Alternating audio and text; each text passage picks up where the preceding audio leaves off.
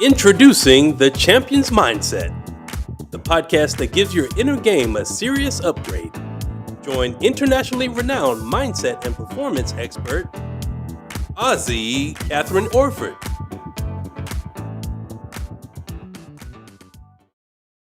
Well, hello there, everyone, and welcome. Welcome to the Champion's Mindset podcast. Whether or not you're an athlete, a sports coach, or perhaps the parent of an athlete, I keep on getting asked quite a few questions from you all. And one of them is specifically from parents. And the parents are saying, what can we do, KATHRYN, to support our athlete, our teenager or our younger athlete? Because some of you are telling me that they are fantastic in training, and then when it comes to the game, they choke. Or they've been actually labeled as the next big thing and they are drowning under expectations. Coaches, on the other hand, are telling me that, KATHRYN, I wish the parents would just let us do our job. So today is all about mindset tips for parents of athletes. But if you're a coach or perhaps you're the athlete yourself, please stay on because I think you'll really enjoy this episode. And if you do, you know what to do. Share it. If you're a coach, perhaps you might like to share this episode with your parents of your athletes. So let's get on with it, shall we? Okay, so whatever sport you or your child or teenager plays, the bottom line is it's the same. Everything to do with them being successful is not only developing their physical skills, it's what we've got up here between our ears. So if you have an athlete that plays any of these sports or perhaps one that's not in that picture, stay tuned because I've got some great tips for you. Okay. Little bit about me if this is the first time you're seeing me. I have been coaching athletes and performers now for a long time, as you can see. This is a 2009 team that had never won a state championship, and they were coming fifth halfway through the season. The gentleman on your right is Brad Dalton, the taller gentleman. He is a former dual Olympian basketball player. So these girls have been playing together since they were 12. They had fabulous skills, but they did not have the belief or the confidence, and they thought they were bonded, but by the time I worked with them, from coming fifth halfway through the season, they won the state championship for the first time in extra time. I think this is another team of Brad's, former dual Olympian, his St. Augustine's varsity team. This is an interesting story, folks. So the year before, we were living in Hawaii. Brad reached out to me. He said, KATHRYN, would you please work with my varsity team at St. Augustine's College? And he didn't know that I was living in Hawaii at the time and about to move back to Australia. And he said, they've made it to the nationals. And I think they've got a good chance of winning. And I said, oh, Brad, I'm so sorry. When is the championships? I'm coming back to Australia, but I've been living in Hawaii. He told me the date. And the day that they were driving down to Canberra to the national championships, we were going to be on a plane flying back to Australia. So I just said to him, well, you kind of know what I do, Brad. Why don't you do your version of what I do? And they actually won the national championships, pardon me. So the next year, 3 of the members of that amazing team that had won the national championships, there was 2 Sudanese brothers, I believe, and a Sudanese cousin. They had gotten college scholarships over here in the US. So Brad reached out to me, said, KATHRYN, my team are getting thrashed every week. They don't believe they can win without their stars because the stars are over here in the US, right? He said they've got good skills. Don't have the depth in the team that I had last year, but they have good fundamental skills. Of course they had good fundamental skills. They're being trained by a former dual Olympian, okay? So I said to him, I want 3 2-hour sessions with them. And he said, you can have whatever you want, KATHRYN. You can have whatever you want. I had the first session with them, 2-hour session, and they started winning. And I could go to all of their games, and I was setting off all of their rituals at the games, which, by the way, I can do via Zoom. However, I was there for the games, and of course, they started winning every game. They got to the conference final, and I don't think the other coach of the opposing team had done their homework and realized how much we'd been winning by, because his team had thrashed our team twice during the normal games, right? During the normal, not the playoff, but during the season. So his team come out cocky as all get out. You could just tell by their body language, right? And they're thinking, oh, there's going to be a walkover. We're going to win this. Well, were they in for a shock? Our boys were 30 points ahead at the end of the first quarter and maintained it all the way through. So here they are. They won the conference final. They also won the second plaque, I think, is for the highest point score through the whole season. And I think there's a picture of me. Oh, no, there isn't a picture of me with them. Here's another beautiful group of full-time ballet students that I had the pleasure of working with at Tanya Pearson's Classical Coaching Academy in Sydney. They're all grown up now. This is years ago. In fact, a lot of them, Evan over there, the young man on the right, he went off to the Royal Ballet, and so did Emily to his left. And I think there's some pictures. Yes, here is Emily after having studied at the Royal Ballet, and there's Evan. Evan is now the principal of the Scottish Ballet. I had him as a 15-year-old, and he was worried that he was going to fall off his pirouettes, and he had a whole lot of things going on in his mind. He had fantastic skills, but he didn't have the mindset to go with it. So I'm so proud of what these beautiful former clients of mine are doing. This is actually a fabulous story. Beautiful Zale was playing on the basketball court next to my daughter, and I didn't see her fall. All I saw was her writhing on the ground. And the bottom line is she had broken her arm in 3 places. It was like a banana. She used to play the drums, and she was also a rep squad player, which means in Australia, when you get to rep squad, you've been chosen to be in there. It's not like club basketball here in the US. You are one of the chosen few. So my daughter was playing in I think the 12 and unders at the time. Zale, I think, was in the 14 or the 15 and over team. And I had the amazing pleasure of working with her. She was told by the doctor she would never play again. She wouldn't be playing the drums. She wouldn't be playing basketball. And as you can see, she listened to one of my CDs. Her mother was very clever. She had her playing it over and over in the night while she was sleeping, which of course goes straight into your unconscious mind. And of course, we had her back on the court within 3 months, I think it was. And the doctors, when they looked at her x-rays, went, Zale, we don't believe what we're seeing because your arm is stronger than before you broke it.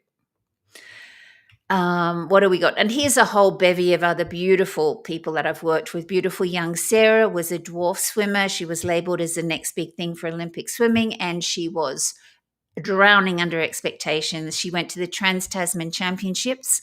She went in 8 events. She came home with 8 gold medals. This is a different event that she's in that picture with, but she got 8 gold medals. She did 6 PBs. We call them PBs in Australia, personal bests.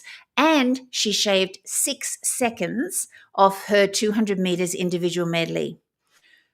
6 seconds off her 200 meter individual medley is kind of unheard of, maybe 1,500. So her coach came to me and said, what are you doing? Would you come and work with my elite swim squad? Which I did. Then we've got beautiful Judith up there in the top. She's an opera singer that was not getting any gigs. She is now singing all the way through Europe and living her dream. Beautiful Rianne over there on the right. Again, I got to coach her back at Tanya Pearson's, and she went on to become professional. Lovely Carly down there, Diana Morales in Hairspray, was actually a former performing arts student of mine. I had her from 4 till 14, and then I coached her on her mindset, and she started landing all these musicals. And there's a dance school in the background there that I did a one-day workshop with. So I've been doing this stuff for quite a while. Going on for probably 19 years by now. And you know what? It doesn't matter what sport or what type of dance my clients are, because the same rules apply. Mindset governs everything. So what sort of parent are you if you're a parent? Do you sit quietly on the sidelines and just let your child or teenager do their thing? Or perhaps are you one of those parents that is kind of shouting instructions like, arms up, stay on your player, giving them all sorts of instructions? Because really, most of the coaches, in fact, all of them that talk to me go, oh, KATHRYN, would you please talk to the parents and just ask them to trust us? Because when you start giving lots of directions to your child or teenager, their energy is scattered. Most athletes want to be what we call in the zone or in flow state. And guess what? They cannot be in flow state if they're busy listening to you, listening to the coach, and listening to their teammates. Okay? So this next slide is all about your role as an athlete's parent. So there are the different lanes. Whatever sport or whatever dance you're doing, there's a coach or teacher. You're the parent. If you're playing something competitively, it's the referee, or perhaps if you're a dancer, it's a competition and there's a judge or an adjudicator. And then, of course, there's the other parents. Okay? So all the coaches always say to me, please get the parents to understand their lane, just to stay in their lane. We don't want them coaching the players. Why are they in our team if they don't trust me as a coach? Now, this has been cruel to be kind, because I know some of you probably have children or teenagers that play a sport that you're also pretty damn good at, and you think you know it all, and you probably do. But guess what?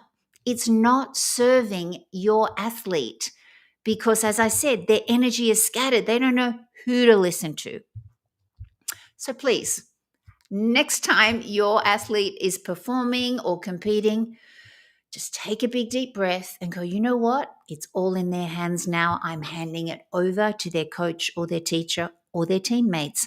And honestly, it's not getting involved with what the other parents are saying. If one parent is jealous because your kid gets to be opening 5 all of the time, just stay out of the politics. Just turn up to support your child or teenager. So your role as a parent is to create the optimal environment for your athlete to shine. And that means a whole lot of things. It means, what state are you in, which we're going to get to in a moment, because it's going to seep down to them. And your other role is to provide opportunities for them so that they can, A, grow skills and also develop their mindset. There's no point, folks, in spending all these time, money, and energy on, aside from learning their skill. Lots of them have strength coaches. Other people are going to the gym all of the time and working out. It's like, what about their mindset? As Michael Jordan says, 90% of his success he puts down to what was between his ears, his mindset. So your role is twofold. Create the optimal environment for your athlete to feel safe, to feel supported, to feel like you believe in them, and that you're providing them all the opportunities in the world for them to be the best that they can personally be, whatever that might be.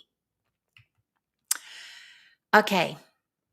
A lot of parents fall into this mistake. They put all the pressure on their athlete, and it's all about winning. If you do that, have you ever found that when you start to want to have a chat to your athlete on the way home from a game or a competition, and they didn't necessarily win, and you don't know what to say, and they're shut down and they go to their room, it's because all they think you care about is winning. Really, your job is to actually focus on the effort that they put in.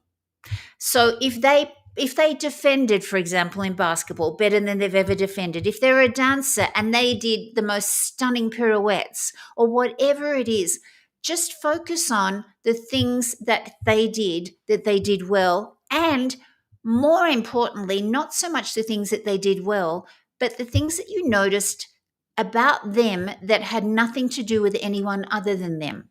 Because when we put all of our focus on externals, we don't have control of that, okay? We don't have control of the ref or the adjudicator or the judge.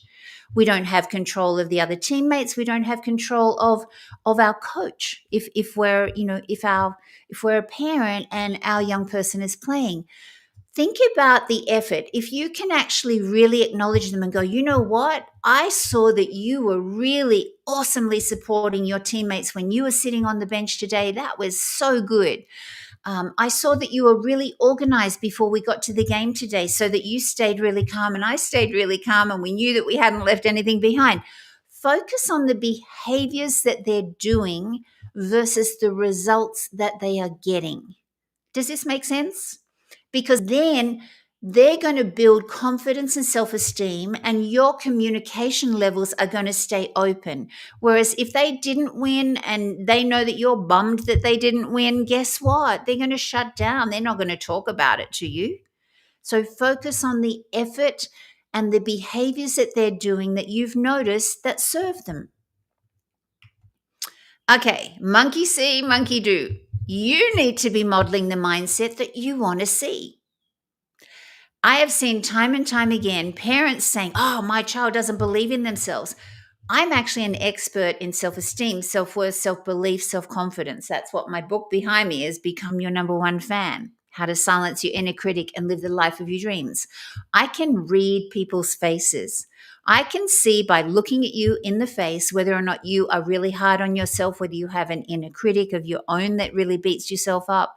How can you expect the athlete in your family to actually have a great mindset if you don't? Think about that one, huh? Your words have got power, especially before, during, or after a game. This is what I was talking about before. Focus on the internal factors that they have control over versus the external factors, okay? You don't want to be getting in the car and going home. For example, I'm just talking basketball because I do coach a lot of basketball teams and players and coaches, but it really applies to anything. Going home from the game or the competition and going, oh my God, the ref was so bad. All those calls were so bad. Or, oh my goodness, is one parent years ago when I first opened my first dance school, I really wanted, have you ever had a moment where you just wish that the earth would open up and swallow you up because you're just so embarrassed you want to get out of there? We were at a Stedford, which is just a Welsh name for competition, and my kids didn't win, and one of the fathers at the top of his voice called out, the adjudicator or the judge needs a pair of binoculars. And it was like, oh my goodness. So please don't start bagging the ref or bagging the adjudicator or the judge or whatever, because guess what? You or your child or teenager can't control any of that. Focus on the internal factors. Okay. Focus on, I'm so proud of you. You got your kit bag all organized this morning before the game. There was no stress. Or I really love the way that you were cheering your teammates on. Or I could see that you were really determined. Even though you missed your free throw, it didn't actually sway you. You stayed really focused. They're the things that they have control of. You're getting this versus the external factors. And what you say is what they're going to repeat over and over and over. So if you say something negative, either about them, their teammates, their ref, their coach, whatever, they're going to keep repeating it. There's research that says when a little tiny child has been criticized, when the parent leaves the room, that child will repeat whatever that was 100 times. And that's where their inner critic comes in. So be really, really, really discerning about the words that you use, because they're going to go straight into their mind and they're going to keep repeating it. I mean, that's how we learn to walk. That's how we learn to talk. We learn to repeat things. Okay, please leave it up to the coach to give feedback and instructions. Stay in your lane, okay? Definitely focus on what they did well, but not on anyone else and not on the coach. Leave it up to the coach to say, you know what? I noticed that you weren't defending as well today and you need to do blah, blah, blah, blah, blah. Stop it. Stop it. The coach is there to coach your teenager or young athlete, okay? It's their job. That's what you're paying them for. Okay, moving on. Children learn more from what's caught versus what's taught. What do I mean by that? Well, you need to embody the qualities that you want to see in them.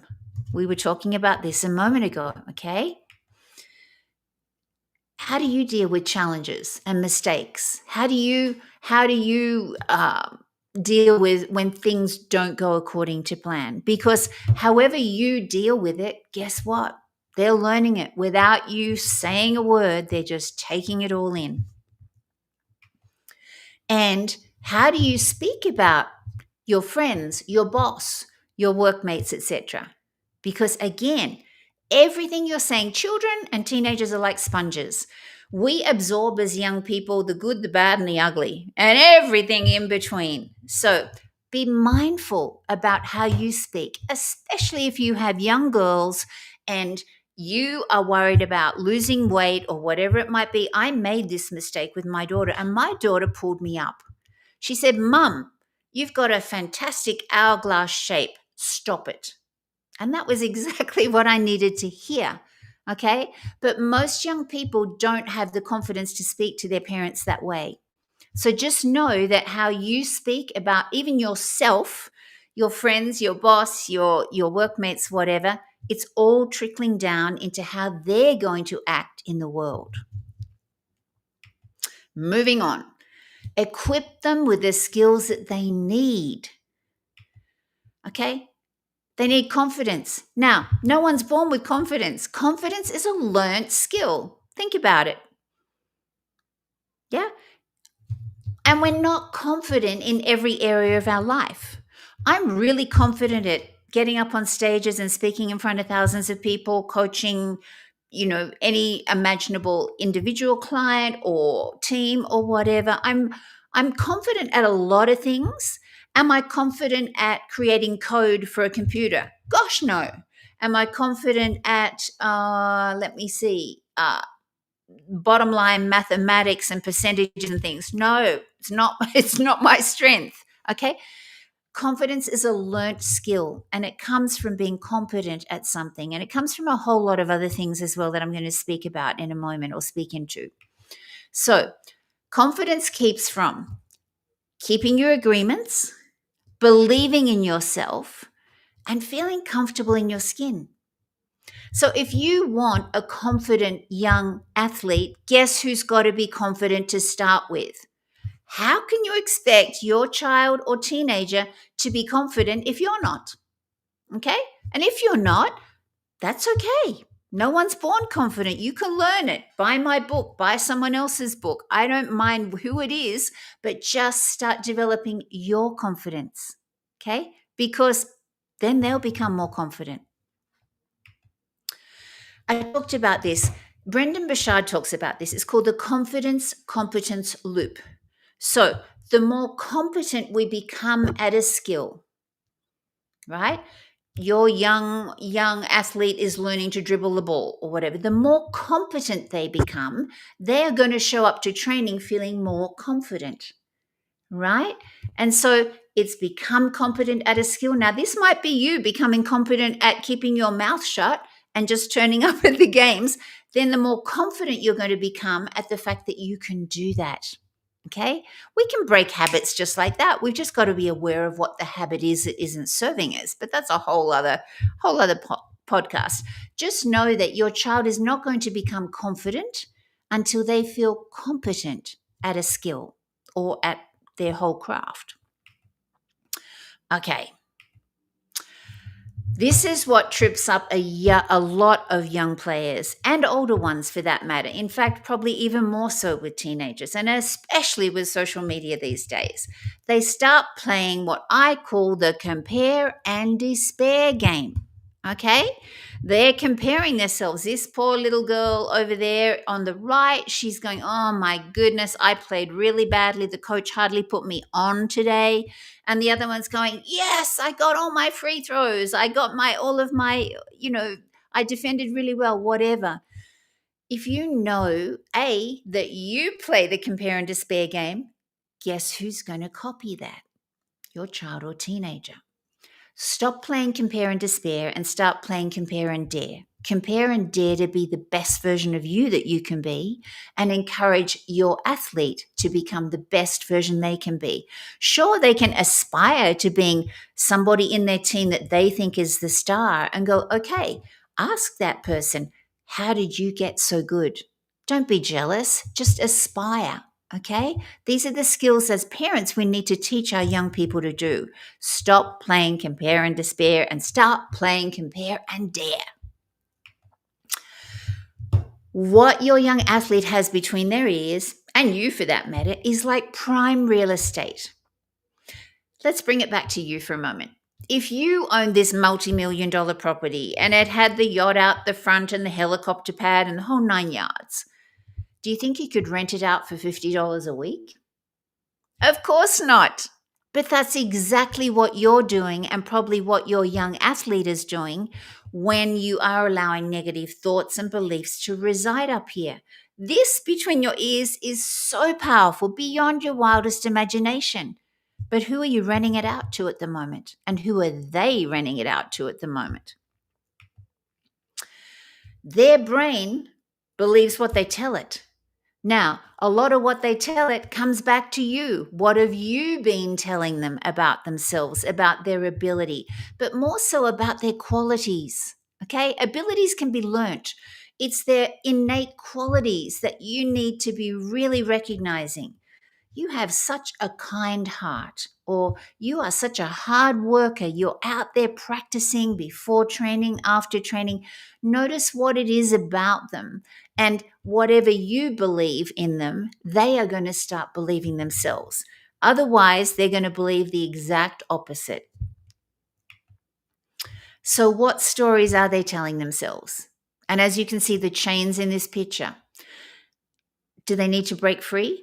What story have they got going on? Coach never chooses me for the opening 5. I'll never be opening 5. I've heard parents tell me this. I've heard athletes tell me this.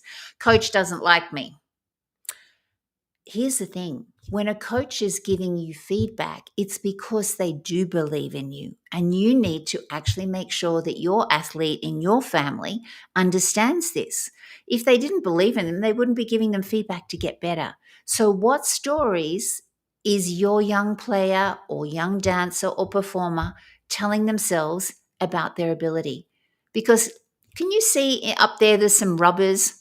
Yeah. So you can actually really start telling yourself a brand new story. Rub out whatever it is that you are telling yourself about your ability to be an amazing parent, and encourage your child or your teenager to start rubbing out whatever those stories are that are stopping them from being as brilliant as they can be, and really start telling yourself, or have them start telling themselves, a brand new story. What do they aspire to being like? Breathe life into that. So I'm going to give you some tools to go in your toolkit. Usually this podcast is half an hour, but because there's so much I want to give you, it's going to go a little longer. So I hope that's okay. If for any reason you've got to hop off, that's okay. You can always watch the replay. It'll be on YouTube, on my YouTube channel, on LinkedIn, and on, I don't think it'll be on Facebook, but it'll be on LinkedIn and YouTube. So let's give you some tools to put in your toolkit as the parent of an athlete. Rituals. Rituals create resilient athletes. What do I mean by that? If your athlete has specific things that they do each time they are about to prepare for a game, if they've got rituals, for example, after a game, even if they lost, if they didn't get a place in a competition, whatever, what rituals do they have in place to actually focus on the positives and go, right, what's 3 things I did really, really well, and what's 1 thing I can improve on?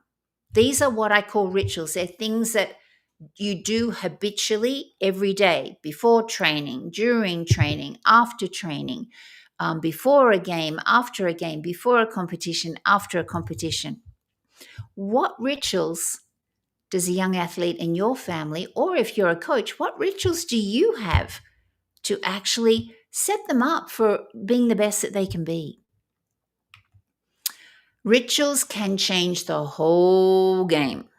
Okay, here's some things that can stop negative things happening. These are some of the things that I find happening, certainly with basketball players. Okay. Oh, this is going to work with any sort of sport or anyone that's competing in anything at all. When we get nervous, all of our energy comes up here. The shoulders come up, the neck gets tighter. We shallow breathe up here. Okay. And our amygdala, which is the back of our head back here, is our fight or flight. And that kicks in and that everything goes to pieces. Okay. So before they start to compete or play or whatever it is that they're doing, the young person in your life, here's what they need to do. And guess what? It would be really great if you did this with them, because guess what? The more you create this as a ritual, the more they're going to do it. So it's to breathe in for 4 counts, right down to your belly. When people are learning this for the first time, I usually say, put your hands on your belly and breathe in. Hold it for 4. And then, as if you're blowing out of a straw,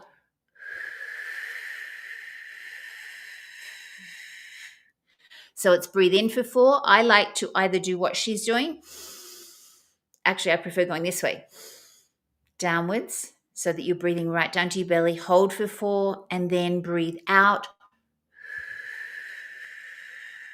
Now, if you do that 8 times, 7 or 8 times, and they do that before competitions, they are going to become calm and grounded. It's going to take them out of their amygdala. They're going to feel absolutely grounded, calm, and ready to go versus, oh my goodness, because nervous energy, by the way, at the end, I'm going to share something. And if you click on that link, or it's a QR code, I think, you can take out your phones and click on it, or not click on it, scan it, and it's going to take you to being able to download. I can't remember whether it's my book, or I think it might be Transform Nervous Energy into Performance Energy video, which is really a powerful video.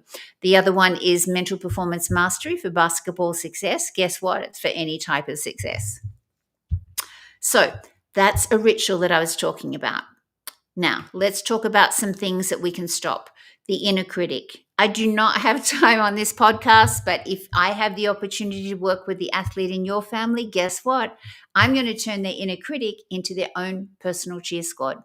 It's actually quite simple, but it takes practice. Okay? But what have they got to lose? What have you got to lose, for that matter? Just that nasty voice inside their head or inside your head, telling them that they're not good enough, not clever enough, not fast enough, not experienced enough, whatever. Okay? Imagine what they'll be able to achieve when that voice is cheering them on, saying, you've got this. I believe in you. You're amazing. It's a game changer, believe me.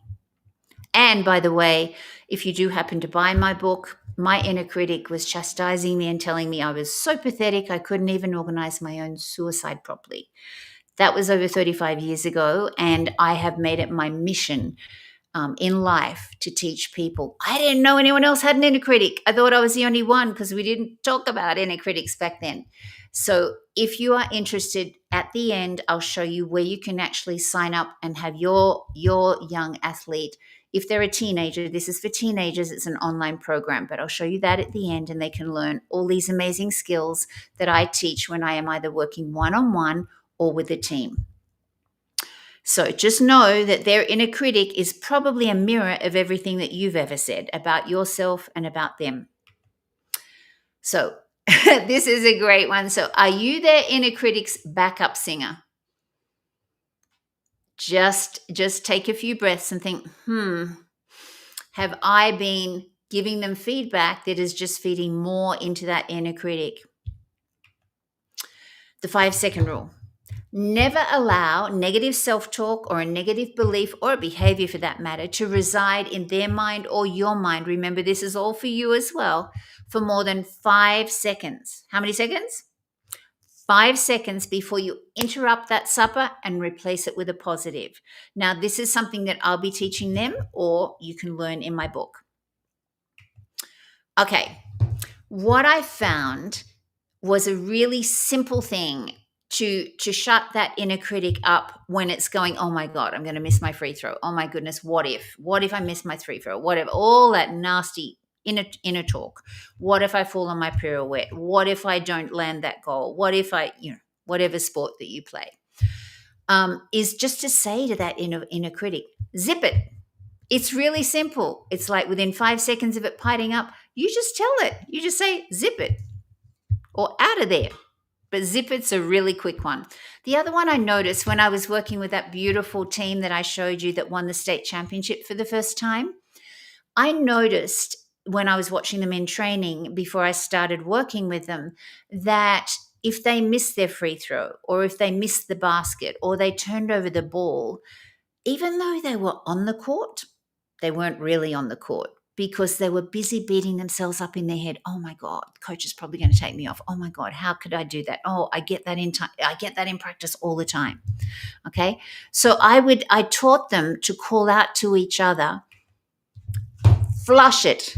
It's like flushing it down the toilet. It's just two quick words for them to realize to support their teammates as well. Flush it. Just get rid of it so that they can be 100% present on the court. And that was a game changer, just doing that one thing. Neurons that fire together wire together. So every time the inner critic does pipe up and you interrupt it in 5 seconds, guess what? That muscle, if you have a look at these neurons, there's the thicker ones. Now, the thicker ones are the ones that have had lots of practice. Just like going to the gym and lifting weights, that muscle's going to get stronger and thicker. Okay? The more that you interrupt an inner critic or you start doing a new behavior or a new ritual, these little tiny dendrites start to form.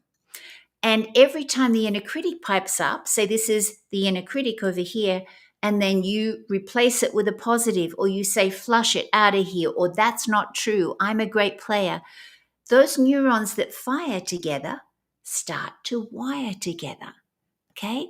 And then the brain does this thing called pruning. Just like pruning a bush or a tree or a flower or whatever, at different stages in our life, our brain will prune the things that we don't need anymore. So, for example, once we learnt to walk, we didn't need that because we already know how to do that. Once we learnt to talk, it didn't need it. And what it does is actually snips it off. So that nasty voice that I used to have in my head telling me I was so pathetic, I couldn't organize my own suicide properly, it's gone. It's literally gone. And the great thing is, because I've been so consistent with saying, out of here, I don't need you anymore, and using a whole lot of different tools that I would teach your young athlete to do, I've been doing that for so long that even if a negative thought does pop in my mind, which of course I'm going to have them from time to time, but it's really interesting. My unconscious mind knows what to do. I don't have to do a thing. It literally pipes up and goes, that's not true. You're a great coach, you're a great speaker, you're, whatever it is, it negates it for me. So this is really exciting stuff that you can be teaching not only your player, but yourself. What boxes are they stuck in?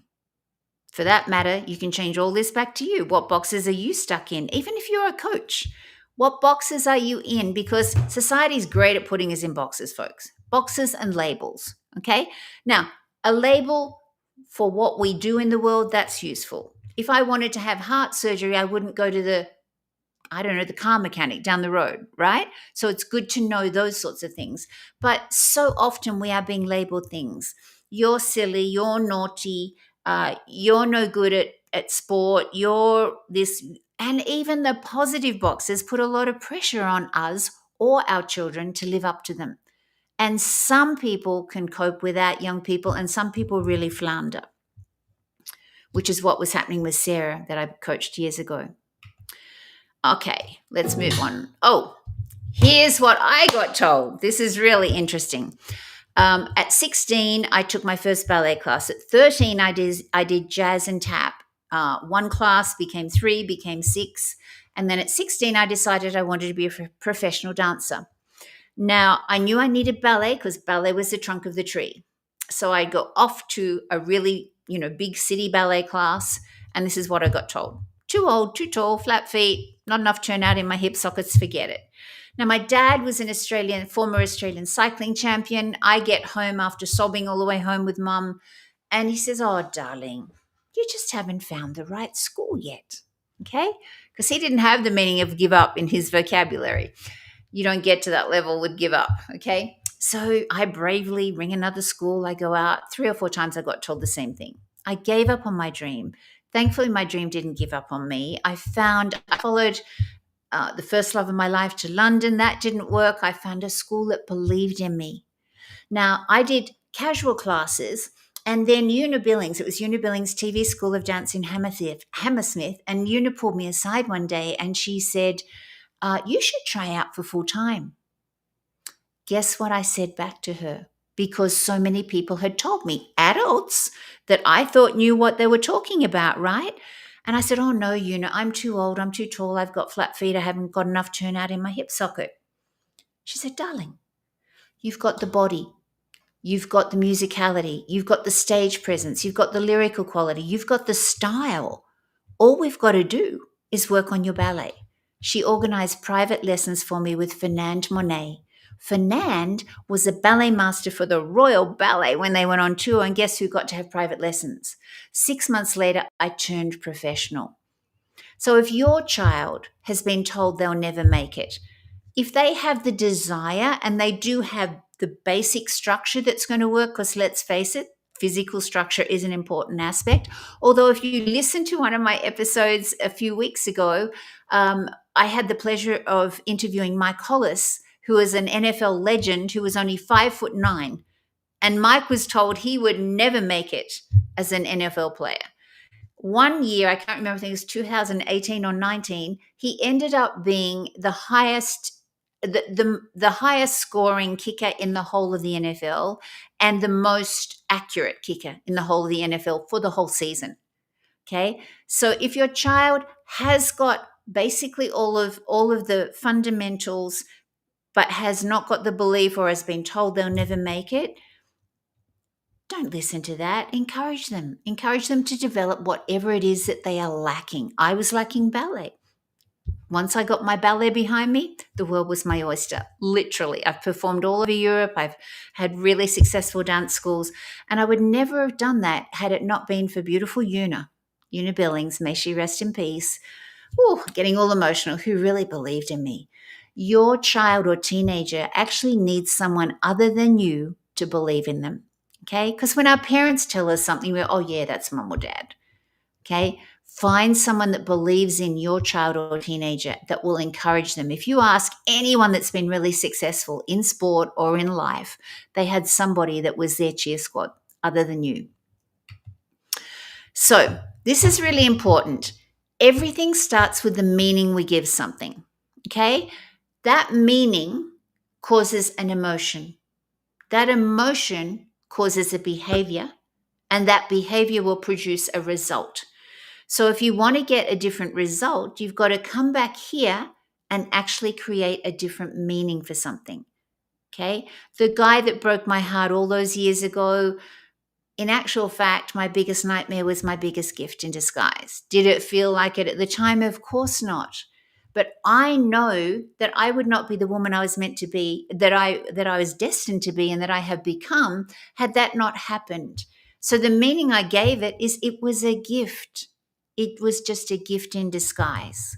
So think about the meaning that you or the young athlete in your life is giving to anything really, the meaning of their game, the meaning of whatever it might be. Only you can answer that. But really get back to giving something a different meaning. It's going to change the whole game.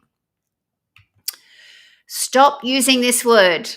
Parents are so good at using this word, and this is something I really invite you to stop.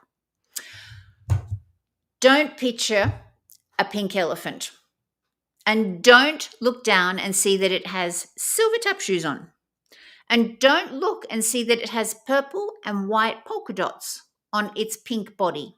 Don't see that. Don't see it. Don't see it. And don't see that it has a big yellow daisy. And don't see a big purple Cirque du Soleil hat. Don't see it. Don't see it. Don't see it. What happened? What happened? Did you see this? Or a version of this? I bet you did. Here's the thing. When we say don't, within 100th of a second, our brain has to rehearse what it is.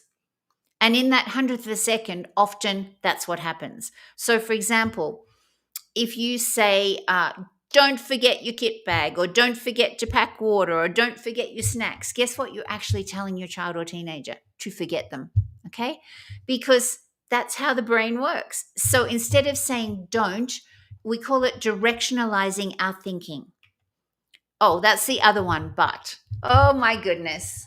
Have you ever said yourself or had said to you by somebody, no offense, but whatever? The bottom line is if someone says, no offense, but blah, blah, blah, blah, blah, guess what? Whatever they're going to say is offensive. Okay? You played well today, but you didn't really guard your player that well. What do you think your child or teenager is going to hear? They're going to discount you played really well today. All they're going to hear is, oh, I didn't guard my player well enough for mum or dad. Okay? Be really careful what you're telling your child or teenager. It is making a huge difference to their ability. So directionalize your language. We call it directionalizing your language in NLP. What is it you do want them to do? Remember to pack your snacks. Remember to have your kit bag packed the night before. Whatever it is, tell them what you do want them to do versus what you don't want them to do. Is this making sense? I hope so. Okay. They need to know that they're loved. That's the most important thing. Not based on the results they're getting, not whether they win or lose, not based on whether they're opening 5 or you think the coach likes them or not. The bottom line is we need to feel loved by our parents no matter what, whether we stuff up, whether we're human. We're going to make mistakes. So your job as a parent is to make sure that your child or teenager feels loved. Oh, now I would love your feedback. If you actually scan this QR code, it will take you to Talkadot, which is actually more of a speaker's page, but it works really well in that I can upload things in there and you will get a free resource. Pardon me, menopause is an interesting thing. It's either how to transform nervous energy into performance energy, which I think it is, or it might be my mental performance mastery for basketball success. And that has my whole 5-part strategy in it, by the way, of how I work when I work with an individual athlete or a team. So you can enter this particular code, podcast. It'll ask you a few questions. It'll ask you things like, did you find this presentation useful? Was it engaging? Was it whatever? And just tell the truth. Just say whatever you feel. And I know that for some of you, some of the things that I have said have been a little confronting, but I'm saying it from my heart because I genuinely care about you and the athlete in your life. Okay? Our parents really, really, they're the foundation of who we become in the world. And I want to support as many people on this planet to turn that inner critic into a cheer squad, to believe in themselves, to break free of the boxes and labels that society or yourself or maybe themselves have put themselves in. Okay, I know that that's why I'm on the planet today. So I really implore you to go to there, get out your phone, scan this QR code, answer a few questions, and then you'll get to download a free resource. And then I think that is probably about it. Let's see. Yep, that is about it.